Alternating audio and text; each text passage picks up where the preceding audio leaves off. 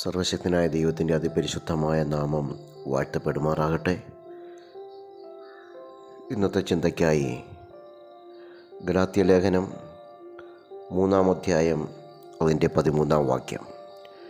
മരത്തിന്മേൽ തൂങ്ങുന്നവനെല്ലാം ശപിക്കപ്പെട്ടവൻ എന്ന് എഴുതിയിരിക്കുന്നത് പോലെ ക്രിസ്തു നമുക്ക് വേണ്ടി ശാപമായി തീർന്നു, ന്യായപ്രമാണത്തിൻ്റെ ശാപത്തിൽ നിന്ന് നമ്മെ വിലയ്ക്കു വാങ്ങി. കഴിഞ്ഞ ദിവസം ചിന്തിച്ചതിൻ്റെ തുടർച്ചയായി അവൻ നമ്മളുമായി വെച്ചതായ എഗ്രിമെൻറ്റിൻ്റെ അടുത്ത ഒരു തലമാണ് ഈ വാക്യത്തിൽ നമ്മുടെ മുമ്പിൽ വരച്ചു കാണിക്കുന്നത്. ശരിക്കും ഗലാത്യ ലേഖനം നമ്മളെ മറ്റൊരു തലത്തിലേക്ക് കൊണ്ടുപോവുകയാണ്. ഗലാത്യ ലേഖനത്തിൽ വ്യക്തമായി വരച്ചു കാണിക്കുന്നൊരു കാര്യമുണ്ട്. സകല പ്രാസംഗികരും ന്യായപ്രമാണത്തിൻ്റെ ശാപത്തെക്കുറിച്ചും ന്യായപ്രമാണത്തിൽ നിന്ന് കിട്ടുന്ന തകർച്ചകളെക്കുറിച്ചും അതിന്മേലുള്ളതായ ശിക്ഷയെക്കുറിച്ചും പറഞ്ഞുകൊണ്ടേയിരിക്കുമ്പോൾ ഗലാത്യ ലേഖനം വായിച്ചു നോക്കുക. അതിനകത്ത് ന്യായപ്രമാണത്തിന് മുമ്പ്, ന്യായപ്രമാണം കിട്ടുന്നത് മോശ മുഖാന്തരമാണ്. ന്യായപ്രമാണത്തിന് മുമ്പ് അബ്രഹാമിനെ ദൈവം വിളിച്ച് വേർതിരിച്ച് വാഗ്ദത്തം കൊടുക്കുമ്പോൾ ആ വാഗ്ദത്തത്തിലേക്കാണ് ഗലാത്യ ലേഖനം നമ്മളെ കൊണ്ടുപോകുന്നത്. ആ വാഗ്ദത്തങ്ങളെക്കുറിച്ച് നമുക്ക് വരുന്ന ദിവസങ്ങളിൽ ചിന്തിക്കാം. ഇന്ന് പകൽ നമ്മൾ വായിച്ച വാക്യമെന്ന് പറയുന്നത്, ക്രിസ്തു യേശു മരത്തിന്മേൽ തൂങ്ങി ശപിക്കപ്പെട്ടത് നമ്മുടെ ശാപം നീക്കുവാൻ വേണ്ടിയാണ്. നാം ചെയ്തതായ തെറ്റിന്, നാം ചെയ്തതായ ഓരോ ദ്രോഹങ്ങൾക്കും അവൻ പ്രായശ്ചിത്തം കണ്ടു. നമ്മുടെ മുൻതലമുറകൾ മറ്റാരൊക്കെയോ ചെയ്തു കൂട്ടിയതായ ശാപങ്ങൾ, ആ ശാപങ്ങൾ പലരെയും വിടാതെ പിന്തുടരുമ്പോൾ ഗലാത്യർ 3:13 പറയുന്നു, ക്രിസ്തു നീയുമായി വെച്ചതായ എഗ്രിമെൻറ്റിൻ പ്രകാരം അവൻ ആ ശാപത്തിൽ നിന്ന് നമ്മെ വിലയ്ക്കു വാങ്ങി. ആ ശാപം ഇനി നിനക്ക് ഭവിക്കയില്ല എന്ന് പറഞ്ഞുകൊണ്ട് അതിനെ എന്നേക്കുമായി അവൻ അവസാനിപ്പിച്ചു.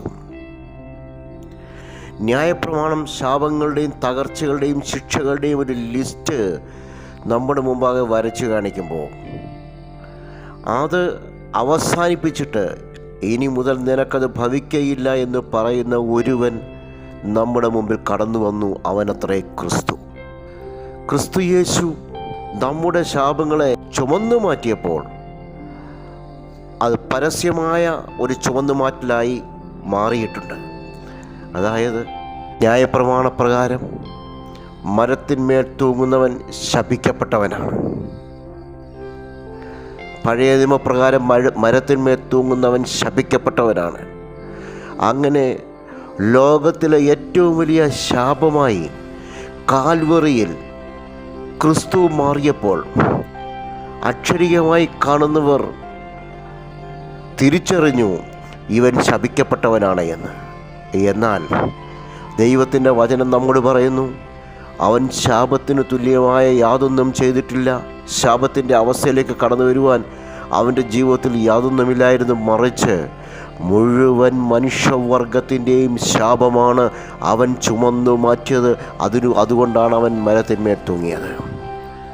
ന്യായപ്രമാണം ശാപം കൊണ്ടുവന്നപ്പോൾ ക്രിസ്തുവിൻ്റെ പുതിയ പ്രമാണം, ന്യൂ കവനന്റ്, പുതിയ നിയമം, ആ ശാപത്തിൽ നിന്ന് നമ്മെ മാറ്റി. ഇനി ആ ശാപം നമുക്ക് വരികയില്ല എന്നവൻ തീർത്തു പറഞ്ഞു.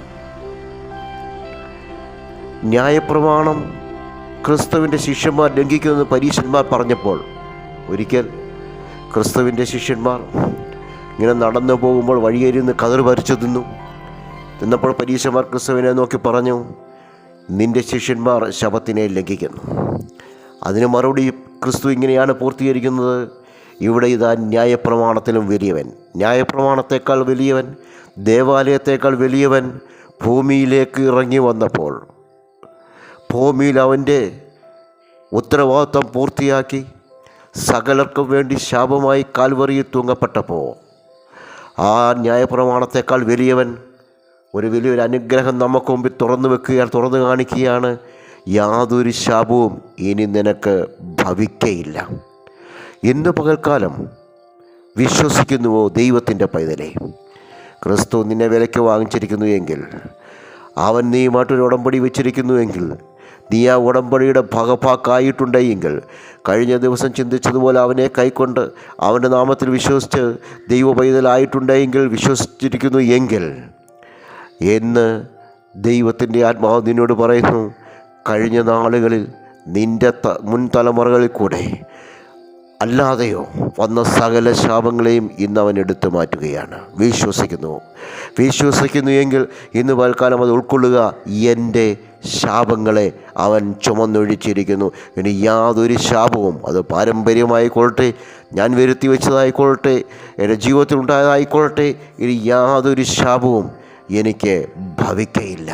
എൻ്റെ ജീവിതം ഇങ്ങനെയായിപ്പോയി, എൻ്റെ ജീവിതം ശൂന്യമായിപ്പോയി, എൻ്റെ ജീവിതം തകർന്നു പോയി, ഞാൻ ഇങ്ങനെയൊക്കെ ആയിപ്പോയി എന്ന് നീ പറയുന്നു എങ്കിൽ, അന്ധകാര ശക്തികൾ നിൻ്റെ ഹൃദയത്തിൽ അങ്ങനെ തോന്നിപ്പിക്കുന്നു എങ്കിൽ, അവർ നിൻ്റെ മുമ്പിൽ വന്നു പറയുന്നു എങ്കിൽ, ഇന്ന് തിരിച്ചു പറയുക, യാതൊരു ശാപവും ഇനി എനിക്ക് ഭവിക്കയില്ല, എൻ്റെ ജീവിതത്തിൽ അതൊന്നും തൊടുകയില്ല. ഈ പകൽക്കാലം തിരിച്ചറിഞ്ഞുകൊണ്ട് ഏറ്റെടുക്കുക. ഇന്നത്തെ ദിവസം ഞാൻ വിശ്വസിക്കുന്ന കർത്താവേ, ഇന്ന് എനിക്ക് ഉദ്ധാരണങ്ങളുടെ ദിവസമാണ്. എൻ്റെ സകലവിധ ശാപങ്ങളും ചുമന്നൊഴിച്ചതിനാൽ ഞാൻ അങ്ങേ സ്തുതിക്കുന്നു. ഈ വചനം നമുക്കനുഗ്രഹമായിട്ട് തോന്നുമെങ്കിൽ ദൈവത്തിൻ്റെ കരങ്ങളിൽ ഏൽപ്പിച്ചു കൊടുത്തുകൊണ്ട് അതിനെ ഉൾക്കൊണ്ടുകൊണ്ട് മുന്നോട്ട് പോകുവാൻ ദൈവം നമുക്ക് ഇടയായി തീരുമാറാകട്ടെ. ഈ ദൈവിക അനുഗ്രഹം നമ്മുടെ മേൽ എന്നേക്കും ഉണ്ടാകുമാറാകട്ടെ എന്ന് നിങ്ങൾക്ക് വേണ്ടി ഞാനും പ്രാർത്ഥിക്കുന്നു. ഇത് അനുഗ്രഹമായി തോന്നുമെങ്കിൽ മറ്റുള്ളവർക്ക് ഷെയർ ചെയ്യുക. ഇത് ശരിക്കും ഉൾക്കൊള്ളണമെങ്കിൽ കഴിഞ്ഞ ദിവസങ്ങളിലെ കഴിഞ്ഞ എപ്പിസോഡുകളും കൂടെ ഒന്ന് കേൾക്കുക. ദൈവം നമ്മെ അനുഗ്രഹിക്കുമാറാകട്ടെ.